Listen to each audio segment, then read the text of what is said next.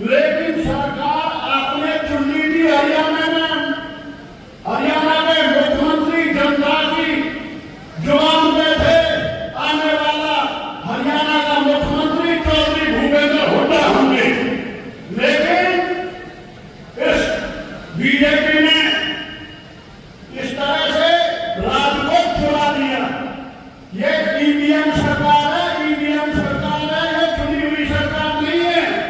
उसका उदाहरण है, आपने मुझे ज्यादा मतों से बता दिया, वरना 2 जगह पे उदाहरण मैं देता हूँ।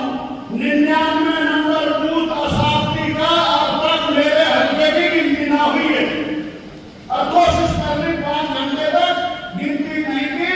अधिकारियों ने खुद ने माना ईवीएम और वीवीपैट का मिलान नहीं है, इसका मतलब धांधली थी। अब कर्नेरा में मेरी 700 वोट है, जानबूझ के 7 की जगह 1 लिख दिया। कर्नेरा में 700 वोट थी और जो आगे भेजा है उसने जब जीते हैं 21,191 से आपने मौका दिया, लेकिन दूसरे दिन अखबार में वो 600 वोट घटाकर 20,570 आई। तो ये सारी बेईमानी के हथकंडे हैं, वो आपके सामने हैं। सरकार तो अपने बना ली थी, लेकिन वही ईवीएम ने धोखा दिया है। अब देखो जनता जनार्दन है, इसमें कोई दो राय नहीं है। जनता से, सरकार से जनता परेशान है। बड़े बड़े घोटाले हुए। पहले भी हमारे एकमात्र विधायक थे, हमारे नीरज शर्मा जी बहुत बहादुर विधायक थे, उन्होंने उजागर कर दिया था नगर निगम में 200 करोड़ का घपला। धरातल पर काम नहीं हुए, 200 करोड़ रुपया निकाल लिया और उसके बाद आगे कलाई फूटती थी, इसलिए जहां रिकॉर्ड रखा था उसमें आग लगवा दी ताकि और रिकॉर्ड न मिले। तो ये सरकार आपके सामने है। तो मैं तो आपको विश्वास दिलाता हूं, जिस तरह आपने मेरे ऊपर विश्वास जताया है, मैं भी आपको विश्वास देता हूं। मैं और मेरा परिवार रात को 12 बजे भी कहीं भी आप जहां भी इस्तेमाल करें, जहां मेरी जरूरत हो, किसी के साथ अन्याय नहीं होने देंगे। आपके साथ खड़ा हूं हमेशा, पहले भी खड़ा हूं, आगे भी खड़ा रहूंगा। मैं आपसे वादा करता हूं। अब जितने आपके हल्के के, क्योंकि हल्के में काम तो हुआ नहीं, सारी सड़कें टूटी हुई है, कितनी चीजें गिरवाऊं जो हमने स्टेडियम बनाए थे, उनकी हालत देख लो। तो साहब बना का हो, चाहे सीधी का हो, कहां कहां गिरवाऊं, उनके हालात आपके सामने हैं। लेकिन इन मुद्दों को हम हर मंच पर चाहे आपके विपक्ष कमेटी की मीटिंग हो, क्योंकि आपके बेटे को, आपके भाई को, क्योंकि हल्का 2 जिलों में है, तो दोनों जिलों में मौका मिलता है। हमेशा जब भी मीटिंग हुई है आपकी आवाज उठाइए। बेशक अकेला हूं, लेकिन ईमानदारी और सच्चाई के रास्ते पर चलते हुए किसी से दबने की जरूरत नहीं है। आपको पता है, जो भी आप कहते हैं उन मुद्दों को हमेशा आगे उठाया और आगे उठाता रहूंगा। और इसी तरह अब विधानसभा का बजट है, जो जरूरी चीजें हैं, क्या ये इसलिए क्योंकि हमारे यहाँ बहुत सौदेला व्यवहार कर रखा है हमारे क्षेत्र के लिए, क्योंकि इस क्षेत्र से कभी भाजपा जीती नहीं है। 2 बार आपने मुझे मौका दिया और भाई 2 बार, चाहे वो इमोशनल करके, चाहे वो कुर्ता फाड़ के, कैसे भी जीते हो, लेकिन यहाँ कभी भाजपा नहीं जीती। इसलिए अब की बार भाजपा ने, जहां से जो इस देश का आज सबसे बड़ा नेता है आदरणीय प्रधानमंत्री चौधरी मोदी जी, उसको पिछले में उतारा और उसकी रैली करी है। लेकिन जब रैली मोदी जी की रखी और आपके यहीं आपके पीछे टोल के पन्नी तरफ जब उनका टेंट लगना शुरू हुआ, तो हमने ये घोषणा कर दी, तो भूपेंद्र हुड्डा जी को बुला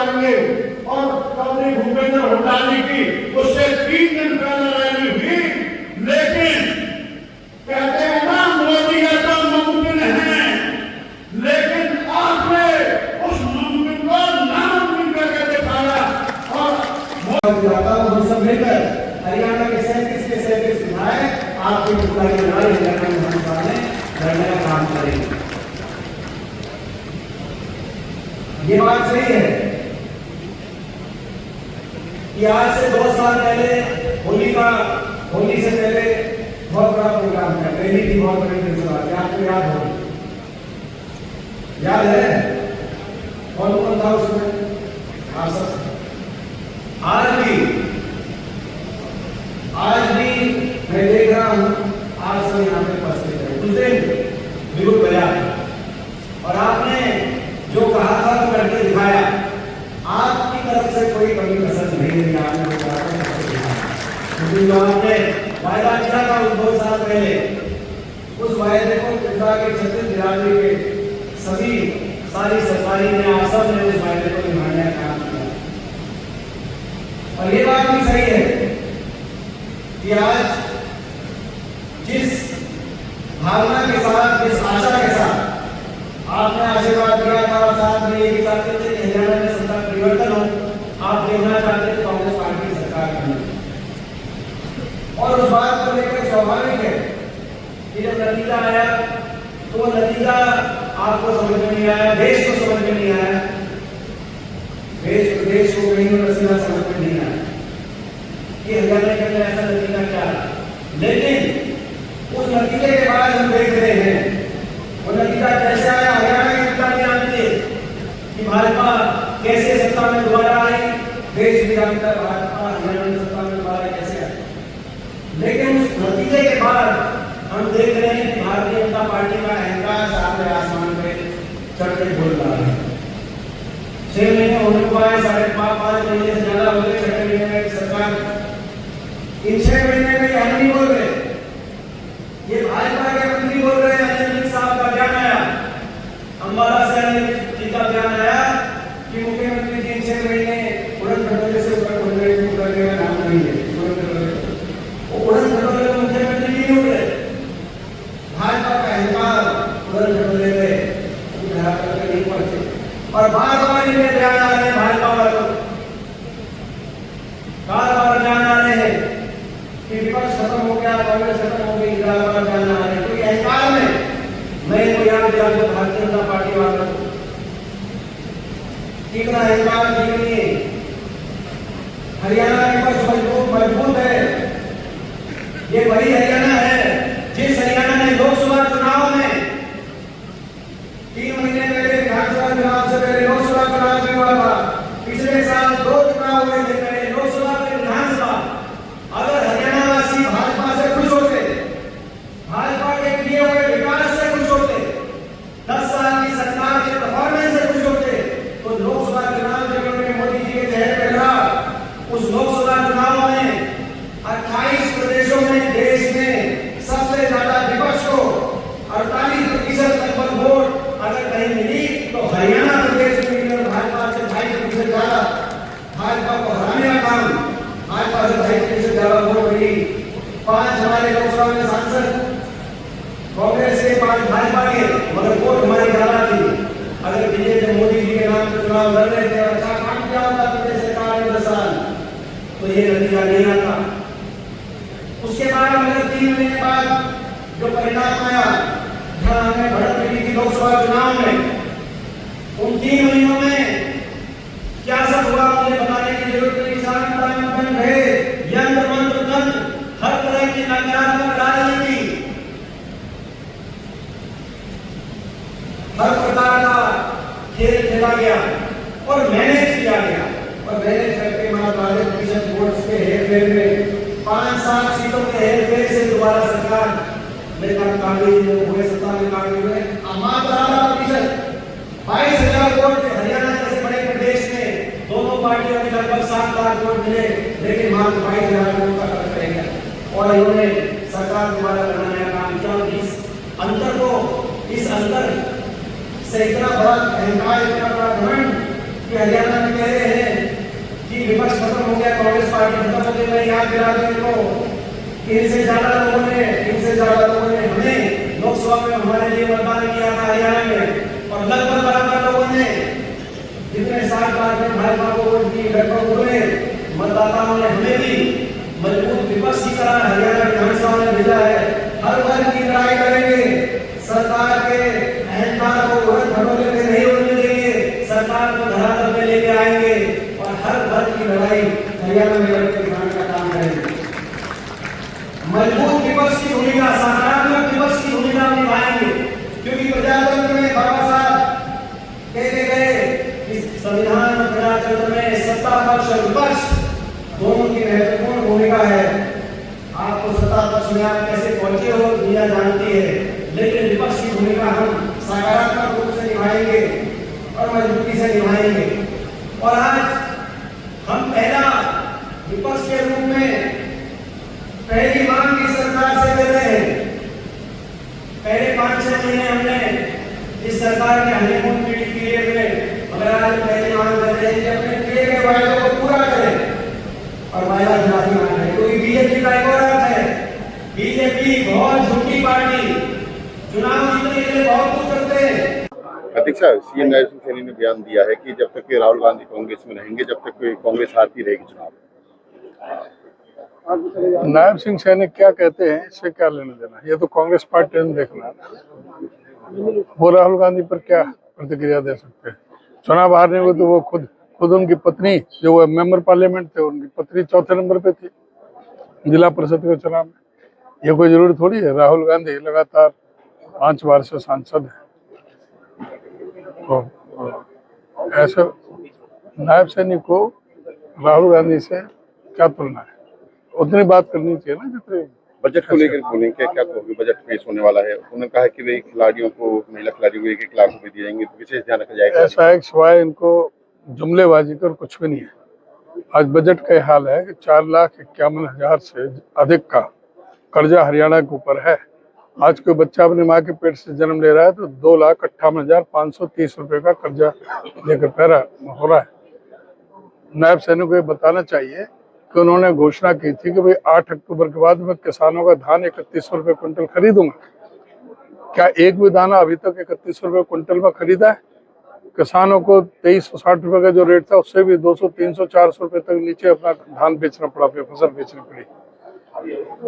नायब सैनी को ये बताना चाहिए कि वो 2100 रुपये महिलाओं को देने का था, वे पहली कैबिनेट की मीटिंग में पास कर देंगे और 2100 रुपये हर महिला को हम देंगे हरियाणा के। क्या वो दे दिया है? आज 6ठा महीना चल रहा है। बार बार कांग्रेस पर शायर में अंदाज में तंज कसते रहती है जब से सीएम बने। हाँ, तो शायर तो बनी गए, क्योंकि उनको वो बिल्ली के भाग का छीका मिल गया। क्यों कहीं वो तो अपना बिस्तरा भी समेट के जाने वाले थे सीएम हाउस से। ये तो इलेक्शन कमीशन की मेहरबानी है, चुनाव आयोग की मेहरबानी से आज नायब सैनी वोटों से जनता के बनाए हुए नहीं है, तंत्र के बनाए हुए हैं, ईवीएम से बनाए। बिल्कुल। हाँ, तो सीएम नायब सैनी ने कांग्रेस पर तंज कसा, जब तक राहुल गांधी नहीं करेंगे इसी तरह पार्टी हारती रहेगी। राहुल गांधी खुद भाजपा में मिले हुए हैं, जिससे भाजपा की लगातार जीत। तो जिम्मेदार पद पे बैठे हुए एक ऐसे व्यक्ति को इस तरह की बात, इस तरह के तंज, हल्के तंज नहीं कसने चाहिए। और उनके बारे में तो स्वयं उनके मंत्री कह रहे हैं कि 6 महीने से उड़न खटोले पे से नहीं उतर रहे। अनिल विज साहब ने कहा है नायब सैनी जी के बारे में, तो उनको ये बताना चाहिए। और प्रदेश की जनता ये जान रही है कि उनकी सरकार वो कम चला रहे हैं और दिल्ली से रिमोट कंट्रोल से सरकार चल रही है। सारे प्रदेश के अफसर, ये पूरा प्रदेश जानता है। तो अब उन बातों पे ध्यान दें तो अच्छा रहेगा। फिर 17 को बजट पेश करेंगे और महिला खिलाड़ियों का विशेष ध्यान रखा जाएगा बजट में। देखिए, हमारी मांग है, प्रदेश का विपक्ष के रूप में मांग करते हैं कि जो वायदे किए गए थे उन वायदों को पूरा किया जाए। सरकार को अब 5-6 महीने हो गए हैं, लेकिन अपने वायदों को पूरा करने की बजाय सरकार विपरीत दिशा में काम कर रही है। जो कहा गया था उसके विपरीत काम किए जा रहे हैं। इन्होंने कहा था 3100 में धान की खरीद होगी, नायब सिंह सैनी जी ने ही कहा था, उसको पूरा तो किया नहीं। आपने देखा इन्होंने 75% प्रदेश की आबादी को बीपीएल के कार्ड बनवाने का कार्य किया, चुनाव जीतने के उद्देश्य से, लोगों को राहत पहुंचाने के उद्देश्य नहीं, क्योंकि अब वो कार्ड काटे जा रहे हैं।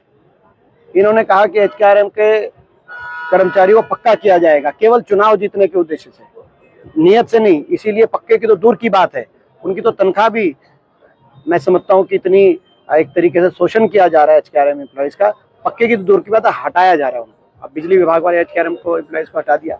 इसीलिए हमारी मांग है, जितने भी वायदे किए गए हैं, चाहे वो 2100 महिलाओं की बात हो, जितने वायदे किए गए हैं वो बजट में पूरे किए जाए, और नहीं तो प्रदेश का विपक्ष मजबूत है और हम हर वर्ग की लड़ाई लड़ेंगे। सरकार को मजबूर करेंगे कि चाहे ये इन्होंने वायदे झूठी नीयत से करे हों, लेकिन इनको धरातल पे पूरा करने पे हम इस सरकार को मजबूर करेंगे। जब से सीएम बने नायब सैनी शायरन अंदाज में मजाक तंग कसते जा रही है कांग्रेस को। देखिए, वो ध्यान दें, प्रदेश पे ध्यान दें, जो मैंने आपको पहले मैं कह चुका हूँ।